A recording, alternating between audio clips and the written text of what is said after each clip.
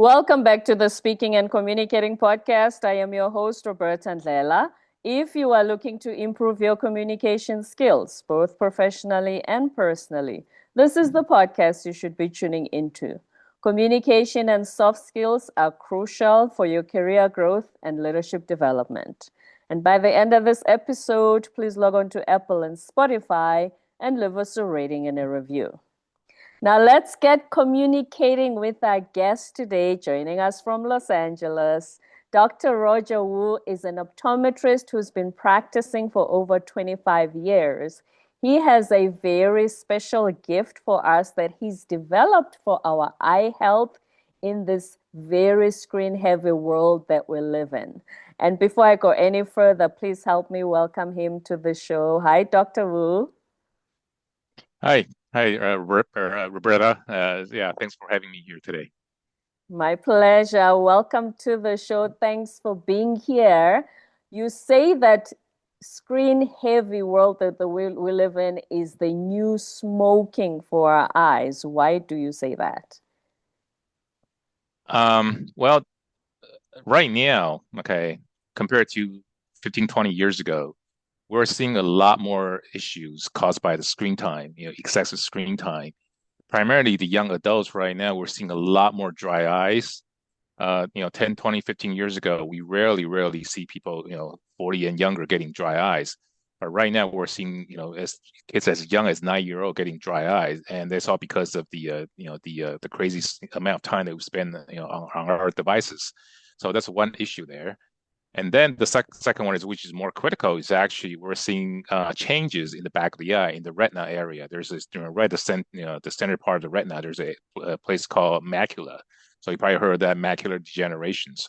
So Mm-hmm. it's the area right now we're seeing some changes, and potentially that's caused by the blue light generated from our screen, especially those high power, high energy blue light that we're experiencing, all the devices that generates now that can potentially penetrate all the way to the back of the eye and causing damages there. So those are the things that, at least in the eye care industry, we knew about it, and then we tried to educate patients about it. But most public people in the public, they're still not very well educated, in as far as knowing the potential damage done by our devices. So that's why, I think that in a way that's the new pandemic that we got to deal with for the next probably a couple of decades, unless we can come up with a solution for it. And my product right now, it's one of the first product in the world that can actually deal with those issues. So that's why I think that the product itself, it will save billions of people's eyes down the road. Hmm. I'm wondering because obviously it depends on when you first started being screen heavy and how many hours you spend on a daily basis on the screens. If somebody like me, I'm almost 50. I grew Hmm. up where TV was only like what, 6 hours and then it's off. There were no That's cell right. phones, there were no iPads. If you wanted to call me, you'll call my home, the landline. Hmm.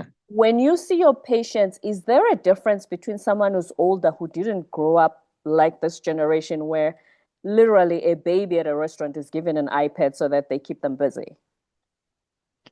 Yeah, I mean, obviously, dry is an issue right now, and we're also seeing patients. We're talking about like teenagers, 17. That's my, at least in my case, that I've seen patients 17-year-old start developing cataract. That's how crazy it is. Okay, cataracts. We have patient 14-year-olds start getting a pigmentation, pigmentary changes in the macular areas. Things like this, 15, 20 years ago, you would never, in a million year, imagine this would happen to our, younger populations right there. But we're seeing more and more of that. We have people, 30-year-old, 35-year-old getting cataract. That's, kind of getting more and more common these days. Dry, obviously, it's the biggest issue right now. One of the hottest topics in the eye care industry at this time. Especially we're talking about the screen-induced dry eye. Is so common right now, and a lot of people would think, "Oh, what's the big deal? My eye's getting dry." Well, what happened was, besides your vision fluctuates, you can potentially causing damage to the front of the eye, the cornea, causing scarring. And those scars are, primarily they are permanent. That can affect your vision if you are unlucky. The location of the scar is right at the center, so it can affect your vision, causing halos, glare at night, and those problems are not going to go away. So that's why there's so many multiple issues just in the eye care industry itself. And then if you move on to a different industry, for example, the dermatology world, they were saying that there are more cases of younger adults getting melanoma from neck up to the front head, basically your front facial area, this area. And those patients are not they are not the one that spend hours and hours outdoor playing sports. Those are the office workers sitting in front of a computer, 8 hours a day. So because the potentially that blue light can cause those issues right now. So, and if we go back to, to other industry, even the oncology, there's a study talking about it right now in the oncology field, especially there's a big article in Spain talking about younger male getting prostate issues. Okay. So yeah, believe it or not, prostate cancers. So they believe that the blue light can destroy, your melatonin, within your system. Melatonin is actually very, very potent, antioxidant. It actually can minimize your chance of getting cancer or tumors. So Mm. they're seeing young adults getting, young male adult getting prostate issues, and also on top of that, not in addition to spending hours in front of your screen getting exposed to the blue light and just sitting there not moving, causing there's could be a circulation issue around your prostate. That was another cause of, they suspect that was another cause for the for the uptake, the increase of the prostate issues. And then if you go talk about the breast cancer, there's more tamoxifen resistant breast cancers right now for those post breast cancer treatments, and you can look into those articles, and there there are more and more stuff like this coming out, and a lot of that is actually, we all suspect it's actually caused by the blue light issues. So why is blue light so concerning, so scary? Well, we everyone knew about the UV light, right?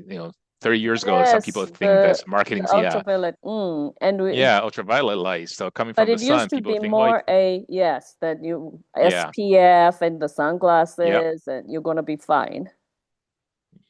yeah. But if you look at the wavelength of the UV light, it's actually between 200 to 400.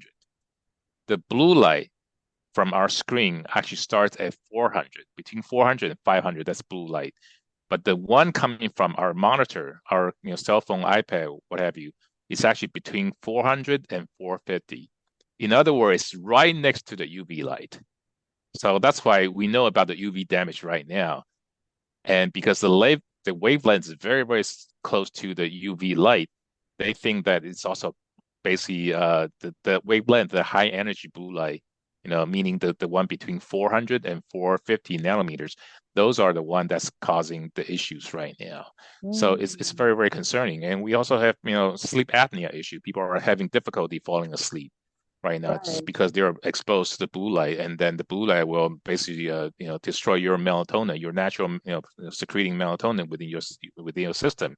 That's why more and more younger people are having difficulty falling asleep, couldn't get a good night's sleep, they get woken up easily. So all those issues are all caused by the amount of time that we spend on our devices. Yeah. Mm. And speaking of, can I start with the sleeping one? Then is it recommended that you just switch off everything, phone, computer, everything before you go to bed? Ideally, in the perfect world, yeah, you should number one, when you charge your devices, put it as far away as possible from where you sleep, and then you try to avoid using those devices, 1 to 2 hours before your bedtime. That's in the Mm. perfect world, but we don't live in a perfect world, and most patients just don't follow that. So Mm. yeah. And then the second one is this blue light. I'm wondering because, some of us ladies, we go for these manicures, and then once they've painted your nails, they put your fingers under this, they call it the UV light, I think, Mm-hmm. so that it dries up quickly. Mm-hmm. To Is that harden, is yeah. that a similar light?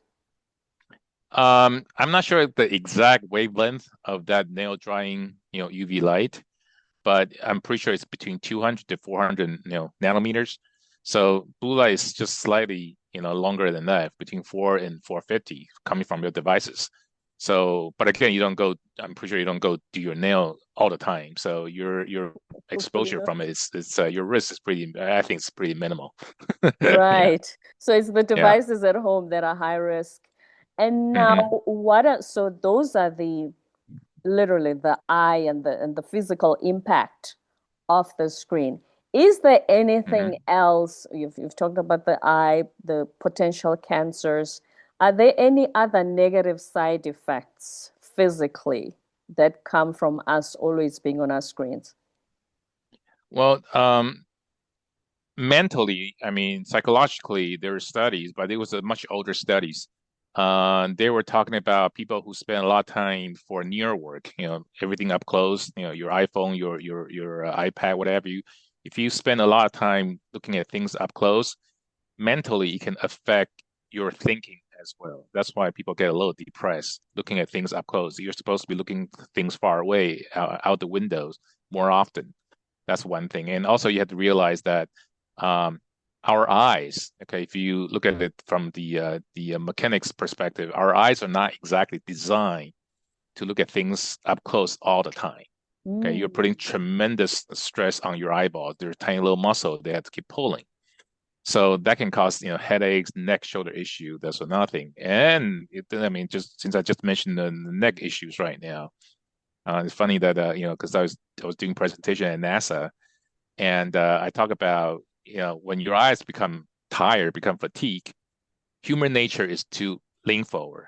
We don't lean back when your eyes get tired, right? So Mm. when you lean forward, our head weighs about 10, 12 pounds. So I'm not sure you have picked up a bowling ball, 12-pound bowling ball. Yes. Okay, if you pick Yes. that 12-pound bowling ball and just hold it there for 5 minutes, your arms will be so sore, Very yeah, your heavy. muscle probably start to burn, right? Hmm. So imagine that you do a 10, 15 pound, whatever, 10, 12 pound bowling ball. Basically, that's the weight of your head, right? You lean forward. Just by leaning forward 15 degree, which most people do, 15 degree, you're putting 30 pounds of forces on your neck and shoulder. So 15 is really not a lot. If you lean forward 30 degree, the number became like 45 to 50 pounds. So that's why people are getting neck, shoulder pains right now. And they all start from our eyes, eye fatigue. So that was another issue. Like it's just unfortunately that's a human nature. And then if you go out next time, if you are in the public, look how people use their devices, those mobile devices. A lot of people lean forward, I don't know, 40 degree, 45 degree. Imagine the amount of stress you're putting on your shoulder and neck and the back muscles. So it's just physically it can cause that, but it can also go back to, the just simply because the amount of time that we spend on our devices is causing this eye strain. And Mm. unfortunately, that's the technology that's destroying that's ruining, affecting the health of modern day society. Yeah. Right. Speaking of, leaning back and pushing the device further, my mom does that, and I always thought it's because, she's almost 70. That means, you know, her eyes are not as good as they used to be. Is she's Hmm. becoming farsighted? Because she will make her, if she picks up a, and she wants to read it, she will push it further back and extend her arm. Hmm. Yeah. It's actually a good thing for your eyes. Oh, Yeah, as soon so yeah, she's as long doing as the you can right see thing. it, yeah. The further away the object, the Hmm. more relaxed your eyes will be. Yeah. So that's a good thing. I mean, I'm assuming that she could still read the whatever, the things that Yes, she should be but reading. she now Yeah. pushes it further back. And we, as her kids, think, oh, our mom's eyes are not as good as they used to be, Yeah. versus we. The closer you are, the more straining, the more pulling power that the muscle need to exert, so to get things in focus. So Mm. yeah, so it's further away the better. That's why desktop is better than laptop computers. Laptop is better than your iPhone. So the So bigger the device, which means TVs the further literally, away, yeah, TV is actually the better thing. Yeah, yeah. right. So we were lied to saying that when we were little, we shouldn't be watching too much TV. But as far as from your eye health, your ocular health, your eye straining goes, it's actually the best option right now. compared to everything that's available for Yeah, sure. Yes, yeah. because you have, speaking of desktops, you have people who are on their computers the entire shift, whether Hmm. it's trading, whether it's they YouTube all day. So some people, it's just their job, whether they work from home and Uh-huh. they remote. Yeah, so they're thinking, what else can I do? I still want to have good eyesight, but this is my job, and I do this every day, Monday to Friday. Yeah, yeah. It's that you mentioned that there's actually a very funny thing that happened. Right, I was doing a presentation, and there's a lady. I don't want to name the company. It's a huge company. Hmm. She's the head of the ergonomic department. She came up to me, and then she looked at all the information I presented. She got really scared because she was on 6 monitors simultaneously at work. She sits in front of a computer 6, 7 hours a day. She's the head of the ergonomic department. And ideally, okay, right now I'm talking to you, right? So ideally, I'm looking at the screen. The center of this screen should be, 10 to 15 degree below your eye level. That's the ideal height of the monitor. Mm. She's using 6 monitors. She's looking at like this, 6 monitor, big monitors. She explained that to me.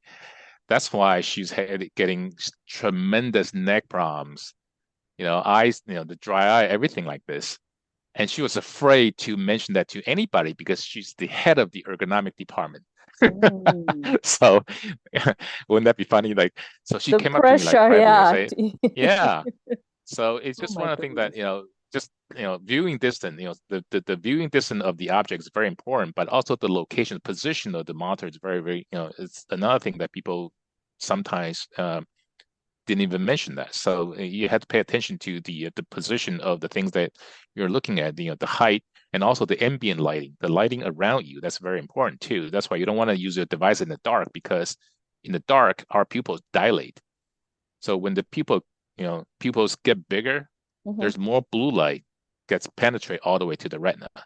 So you need to make sure that the room lighting is bright enough, but you don't want to be too bright, causing a lot of glare on your screen as well. That's why the angle of the screen also is very important. You need to minimize the glare bouncing back, directly back to your eyes.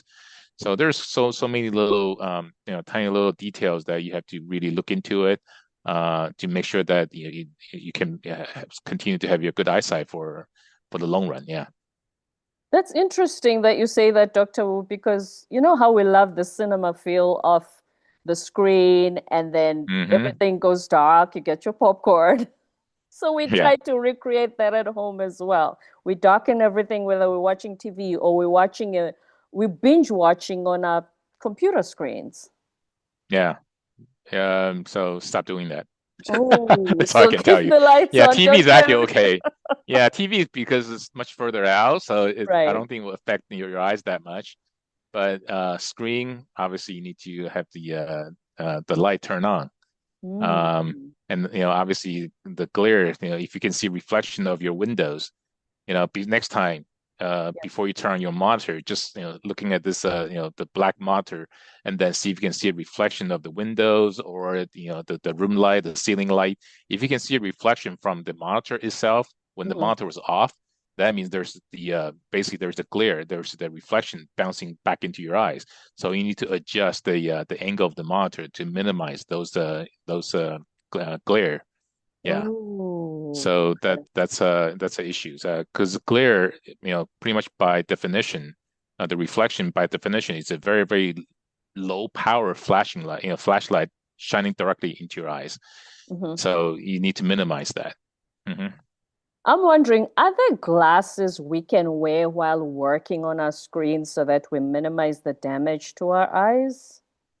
Not just Um, reading glasses. Some people wear reading glasses, which is understandable. But for us who yeah. think, oh my goodness, I'm listening to Dr. Wu and I'm worried, is there certain type of glasses we can wear to protect our Yep. eyes? Yeah, definitely. That's what I'm wearing right now. I don't really need to wear glasses when using a computer, but I'm wearing this to filter out the blue light. Yeah, Okay. so there are so many, I mean, right here, at least in the US, there are so many different brands. They all claim they are blue light filtering lenses. Um, but we have an instrument right here can actually measure the amount of blue light being filtered out. We have seen a lot of lenses. Patient brought it in, we tested out those lenses. A lot of time they only filtered, 2-3%. I thought it was a joke. 2 to 3% of the blue light, and they claim they're the blue light filtering lenses. That's just kind of unfortunate because, well, number one, FDA doesn't regulate that.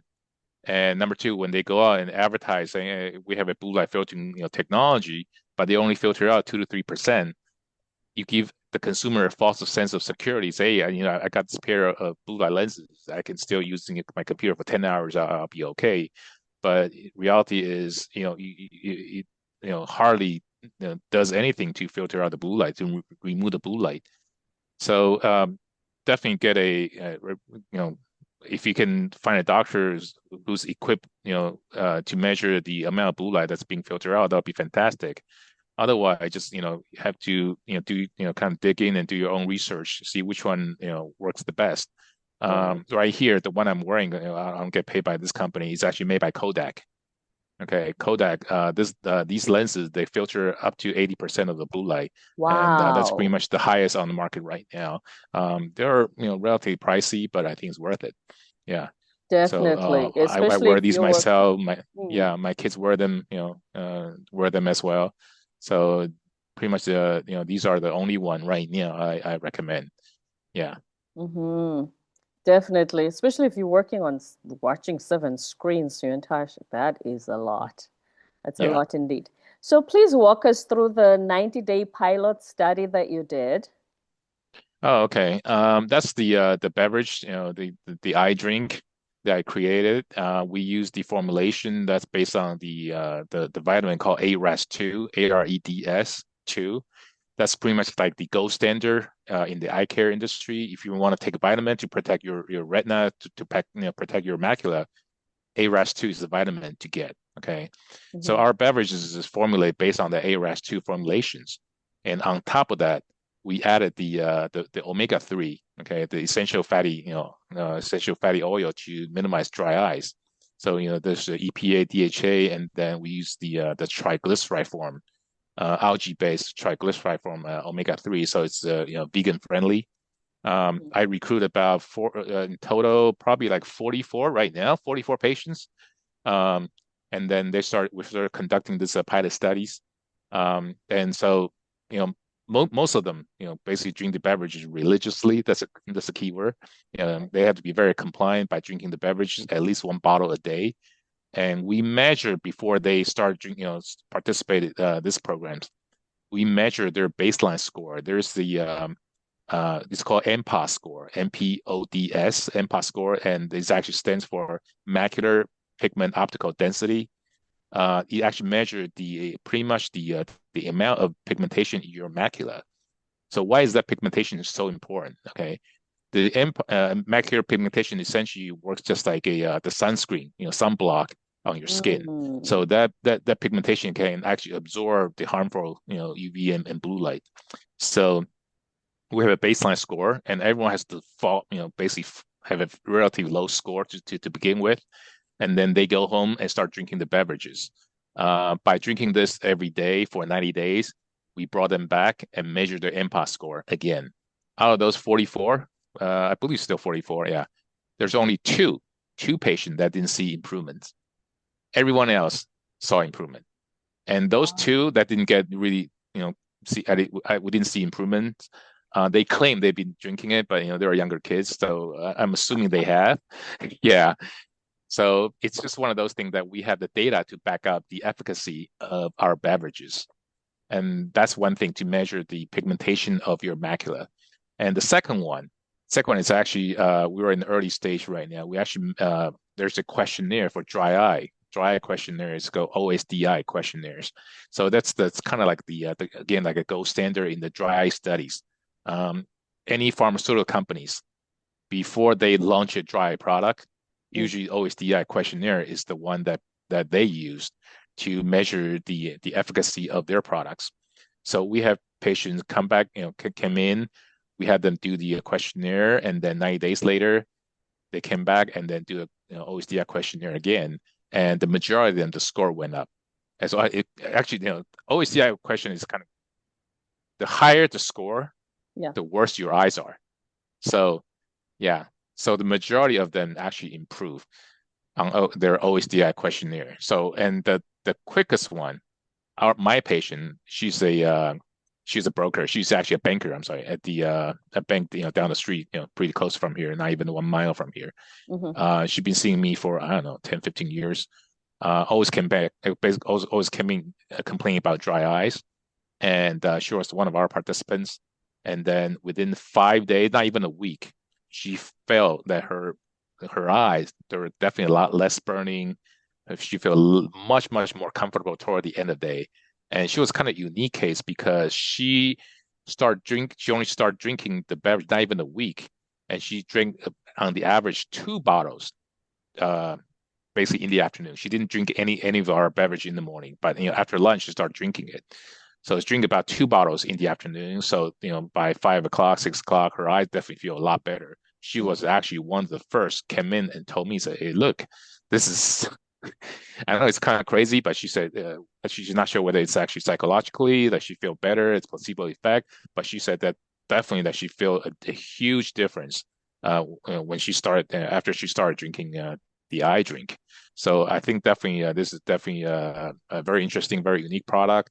And we didn't all the ingredient that we put into the beverages, Mm-hmm. it's all scientifically based. Okay, there's we I didn't just put start throwing ingredient in there, see which one stick on the wall, kind of in a way. So it's definitely we're not selling a snake oil, so to speak. So if you take the beverage and show any eye doctors, they will say, "Oh, interesting." They didn't know that it's even possible to put the ingredient into the beverages. Yeah. So, but we Mm-hmm. did. It took us 2 years to come up with the final formulation, but definitely worth it. Yes, the eye drink, and we're going to put details of it on the show notes. I'm wondering, so if anybody, especially, some children start wearing glasses at like first grade because something is wrong with their eyes. So if you've been wearing glasses for that long and now you're a grown up, will the eye drink still make a difference once you start taking it? No. And be honest, yeah. The eye Okay. drink is to protect your macula and also to minimize dry eyes. It's Hmm. not going to alter your prescription at all. It's not going to, if you have, call it this strabismus, basically the eye turning things. Like, a lot of kids are starting wearing glasses because they have a, basically cockeye, cross eyes. Oh, So they right. have to wear Okay. glasses. The eye drink will not help those.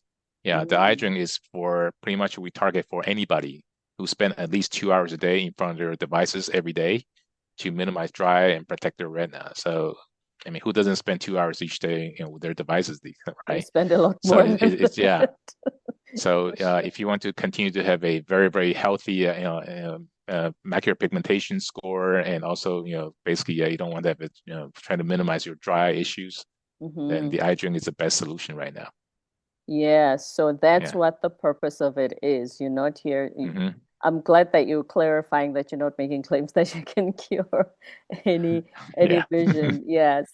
So what are some last words, screen survival tips for those of us? Because it looks like literally the entire world is on screens right now. I know, I know. Mm, Well, there's no well, the only thing I pretty much tell all my patients is trying to spend as little as possible, especially younger kids. mhm. And I told all my other patients that if they're buying their, try not to buy their kids a cell phone. Try not to give them a cell phone unless they're in the high school. And I have seen kids, yeah, come on, second grade have their own cell phone. I mean, that was just crazy. Is it Yeah, for safe? their Because own some iPhone. parents will say, oh, just in case there's an emergency, I'm at work, the kid's at school, so in case of emergency or safety, whatever the issue is. I I'm not sure that I've heard that before, Mm, but a lot of parents would actually come up, excuses to justify their actions. But you got to realize the cell phone, the smartphone didn't get invented until like 20 years ago. So how did we We survive grew back up then, without them. right? Yeah. Yeah, and then and then if you look at if something did happen to your kids at school, usually the nurses would call. Yeah, you don't have to Yes. wait until the kids to call you. Yeah, so that's just thing. Having a second grader having their own iPhone, I thought was crazy. Yeah. Yeah, that's a little So too and soon. then Mm. a lot of time when the parents themselves, if you're not setting a good example to basically for your kids, if you're using your device all the time, kids will do exactly the same thing. Right. Yeah. So that's another way. Yeah, try to use your device as little as possible. Make sure you turn on the light and try not to use it in the car and try not to use it while you're walking. You don't want to have this vertical motion when you're using your devices. Hmm. Yeah, so that's and obviously keep a distance, but those handheld devices, it's possible to keep a proper distance. You just don't hold your devices, 40 centimeters away from your face, right? And people just don't do that. Yeah, so those are the little things, and obviously, take your vitamins, eating your kale, eating your spinach, yeah, to replenish your lutein and zeaxanthin, all the major pigmentation in your macula, or drink the eye drink. Yeah. Mm-hmm. And speaking of So melatonin, should you supplement on that too? Because I know this is a digression from the point we're talking about, but because uh-huh. you mentioned it earlier, some people say don't take those melatonin supplements. Your body just produces it naturally if you struggle with Yes. sleep. Mm. Yeah. Yeah. Our body will secrete melatonin naturally.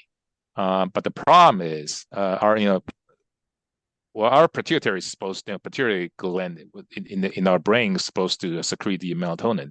But the Mm-hmm. problem is people are spending so much time on our devices, on a cell phone, computer, and the blue light will destroy your melatonin. So people have a lower level of melatonin these days. That's why they have to take some supplements for that. Unfortunately, that's just the case. And Personally, sometimes I take magnesium. Okay, I don't take once in a while if I do go out traveling, jet lag, I'll take a melatonin. But other than that, it's you don't want to become basically get in the habit of taking it every day, become dependent on it.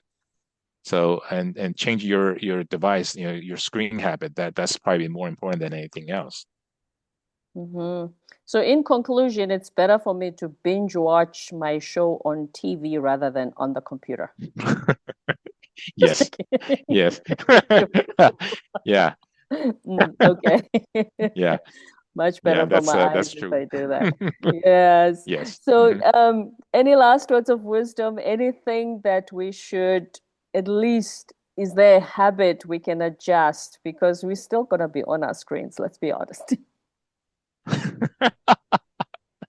That's right. Yeah. Mm. Well, number one, invest in a good pair of blue light filtering lenses. Okay. If you really have to spend that much time on your devices, then it's worth it. Okay. Worth the money. Mm-hmm. Okay. Um, Personally, I don't spend a lot of time on my own frame. A lot of frames are, the cheaper frames are, the qualities are pretty good, but I invest heavily into the lenses itself. Okay, I spend a lot of money on my these Kodak lenses. So Mm-hmm. invest a good pair of lenses to filter out the blue light. And still, even with these lenses, you still don't want to spend too much time with your device and keep a proper distance. Of course, that's very important. Right. And turn on the light around you. The ambient lighting is critical. Mm-hmm. And Yes. start eating your spinach and drink the eye drink. Drink the eye drink, which was going to be my next question. Where online can we find the eye drink, Dr. Wu? Right now, it's only available in the US, but we have a website. It's called www.theeyedrink.com. Okay. You can purchase there. We have people try to order it from India. I'm not sure how that went. Um, so it's right because we just launched the product. I mean, official Right. launch is actually, believe it or not, it's actually next week. We just Oh, did a okay. soft, yeah, we did a soft launch. Actually next Thursday will be our official launch date. Um, but you can still buy directly from our website, theeyedrink.com. Mm-hmm. If you have friends, family here in the US, you can more than happy to place the order and have the beverages shipped to them, and then they can somehow ship it to wherever you are. Uh, that's probably another thing to do. We did have people from Canada. They ship it somewhere in Michigan, and then somehow they managed to bring over to Canada.